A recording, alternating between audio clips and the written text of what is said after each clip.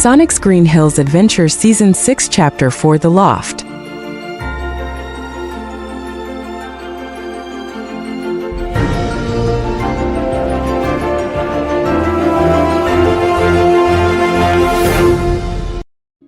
As the group stepped out of Granny's, the reality of their situation began to sink in. They split their focus, the powered members heading toward the loft with Emma and Regina, while the rest of the crew took a slower pace to absorb the surreal atmosphere of the town. Joey, Jessica, Crystal, and Veronica walked together, their phones out.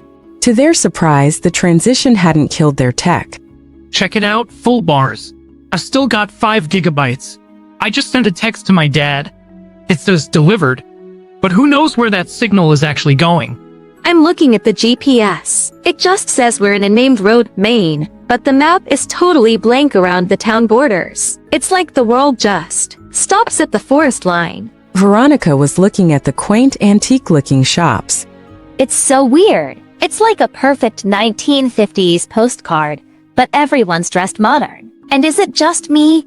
Or does that guy over there look like he's actually a dwarf? In this town, he probably is. Just keep walking and try to look like you belong. We're just tourists. Tourists with super-powered hedgehogs. Inside the spacious, sun-drenched loft, Henry Mills was already hunched over a massive leather-bound tome. He looked up, his eyes widening as the colorful group filed in. Henry, tell me the book has a chapter on super speed and indigo lightning, please. Henry flipped through the thick parchment pages. I've been looking since the mist cleared. I felt the shift. But that's the problem, Mom. I've checked the index. I've checked the newest pages. Sonic peeked over Henry's shoulder. And? Am I drawn well? Do I have good quills? I hope the artist got my sneakers right. Henry looked up, perplexed. You're not in here. None of you are. Usually, when someone new arrives, a new story appears. But the book is silent. It's like you're invisible to the magic of the stories. Shadow crossed his arms, leaning against the brick wall with a sharp, thoughtful look. That's because we aren't characters in a fairy tale, kid. We make our own fate. We aren't here because of some destiny written in a storybook. We're here because of physics and a very loud accident. If they aren't in the book, they aren't bound by the rules of the narrative. That makes them a wild card. In Storybook, a wild card is usually a disaster waiting to happen. Silver looked out the window toward the harbor. I get it. Back when I first arrived on the Australian coast, I felt like a ghost too. No history, no records. Just me and the ocean. Being an outsider is kind of our thing. Annika was sitting on the edge of the wooden table. But we aren't ghosts. We're here. My aura is reacting to the town's magic, even if the book isn't. It's like the town is trying to read us, but it doesn't speak our language. Perhaps the book isn't for us because our story isn't finished. We are still writing it. Shadow stepped forward, his voice lively but grounded. Exactly. We don't need a magical inkwell to tell us who we are. But we do need to find out why the dimensions crossed. If we aren't in the book, then the rip that brought us here wasn't a plot point. It was a breach. And if it's a breach, it might still be open. Somewhere. Great. So we have a group of non-fairy tale heroes, a blank book, and a potential hole in reality. Welcome to the quiet week I was hoping for. Hey, look on the bright side, Emma. We're fast, we're fun, and we're great at fixing messes. Plus, Shadow promised to be on his best behavior. Shadow smirked. I promised to be lively, Sonic. I said nothing about behavior. Since the loft was no longer a residence since David and Snow moved to their farmhouse and Emma had her own place, but the town's official clubhouse, the atmosphere was relaxed. It felt less like a briefing and more like a strange multiversal mixer. Regina leaned against a bookshelf, looking slightly out of place but curious, while Emma tossed her keys on the table, officially shifting from sheriff mode to hangout mode. Sonic spinned a basketball he found in the corner. So this is the hangout? I dig it. It's got that treehouse energy, just with more bricks and less splinters. Hey, Henry, you got any video games in this book fortress? Henry laughed. Actually, yeah. There's an old console in the corner. Though I usually spend my time trying to figure out how to stop the town from imploding. It's nice to just sit for a second. Shadow was walking around the perimeter of the room, his air shoes clicking softly on the wood. It's a tactical vantage point. Good visibility, multiple exits. If I were planning a clubhouse, I'd choose the same. But it needs more snacks. A lively environment requires a consistent caloric intake. Tell me about it. Killian and I barely have time to stock our own fridge at the house, let alone this place. But I think there's some soda in the mini fridge. Silver was floating cross-legged a few feet off the ground, looking at the ceiling. You guys have a really peaceful vibe here now. It doesn't feel like a place that was just at war. Back in Australia, you could feel the tension in the air for months after a storm. Here, it's like the town wants to be happy. Downstairs, the rest of the friends were making their way toward the loft, stopping to chat and take photos of the strange, timeless scenery. Joey was talking into his phone as he walked.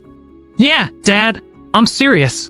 The Wi-Fi is Storybrooke_public, and the password was just believe. It's the fastest connection I've ever had. I'm uploading the rehearsal video from earlier today.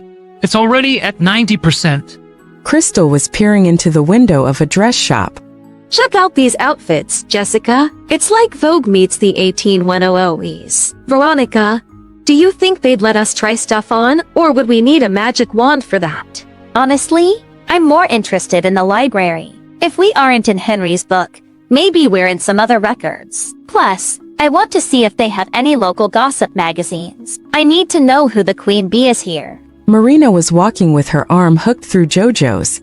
I think the queen bee just walked into the loft with Sonic. She had a very nice suit and a very sharp glare. That's Mayor Regina. She's actually okay once you get past the might turn you into a frog vibe. Maria, you okay? You're being very quiet. Maria was smiling softly as she looked at the flower boxes lining the street. I am just listening. The flowers here, they hum. It's a very quiet song, but it's beautiful. I think I'm going to like this clubhouse. Back in the loft, the two groups finally reunited as the rest of the teens piled in. The space was crowded now, filled with laughter, the glow of phone screens, and the occasional spark of blue electricity from Annika's fingers. Regina was looking at the sheer number of teenagers now occupying the loft. Swan, your clubhouse is officially a daycare center. If they start a food fight, I'm leaving. Shadow tossed a soda can to Joey. Don't worry, Mayor. We're a highly disciplined unit. Mostly, as long as Sonic doesn't find the sugar packets. Too late. I found the candy jar. Who wants a gummy bear? Maddie sighed, leaning against Tom. Well, we're stuck in a magical town with no way home, but at least the kids are making friends. That's a win, right? In our family, that's a Tuesday, Maddie. Just a regular Tuesday. The energy in the loft was shifting from emergency meeting to something much more domestic. Sonic was currently trying to explain the mechanics of a chili dog to a skeptical Regina, while Annika and Henry were comparing notes on what it felt like to be a living battery versus an author. Shadow, meanwhile, was leaning against the balcony railing, looking out over the town. He wasn't brooding. His eyes were bright, and he was tapping a rhythm against the wood. The air here, it's different from the Ark or Green Hills. He remarked to Emma, who had joined him. It's like the atmosphere is waiting for a punchline. Emma grinned. That's the most accurate description of Storybrooke I've ever heard. It's a town made of suspense. In the lively atmosphere of the loft, the air crackled with the hum of Marina's interdimensional link. The holographic display expanded, revealing the familiar faces of the multiverse, but a new window flickered into view, showing a world that looked far more battle-worn than the others. Modern Sonic waved frantically. Yo, is this thing on? Marina? Sonic? We've been trying to ping you for an hour. You guys okay? Sally said the readings went dark. I told them you guys probably just went on a vacation. In the fourth screen stabilized, the three hedgehogs on this feed looked strikingly different. Their quills were sharper, their eyes carried a weight of divine experience, and their energy felt ancient. These were the brothers of the Hephis dimension. Hephis Sonic was nodding solemnly. We felt a ripple in the cosmic veil. It looks like you've crossed into a pocket dimension. Are you all intact? Sonic grinned at the screen. Hey, it's the Hephist crew. Yeah, we're all in one piece. We're in a place called Storybrooke. Well, imagine a town made of books, but the Wi-Fi actually works. Heph's shadow was standing behind his brother, his arms crossed. His presence was intense, but his expression was more at peace than the last time they had spoken. A town of stories, fitting for a group that has defied every script written for them. Heph's silver was floating slightly, looking much less stressed than previously. We wanted to check in. Now that the threat of Xylo is finally over, thanks to our combined strategy, it's actually quiet on our end. We have the time to help if this Storybrooke turns out to be a trap. Shadow walked over to the table, looking at his Heph's counterpart with a lively, respectful smirk. The Dark God is gone for good. Then, good. You three deserve the rest. This isn't a trap. It's just a detour. The people here are complicated, but they aren't enemies. Glad to hear it. Xylo's defeat left a vacuum of power, but it also brought a peace we haven't known in lifetimes. We'll keep our sensors tuned to your frequency. If the author of that world tries to overwrite your will, call us. We know a thing or two about fighting destiny. Thanks, guys. I'm keeping the link stable. It's good to see you three looking so, well, normal. Or as normal as you get. It's a new era for us. Stay safe, Blue Angels. And Sonic, try not to break the town before we get a chance to visit. No promises. Stay gold, guys. Joey and Crystal were still staring at the spot where the screen had been.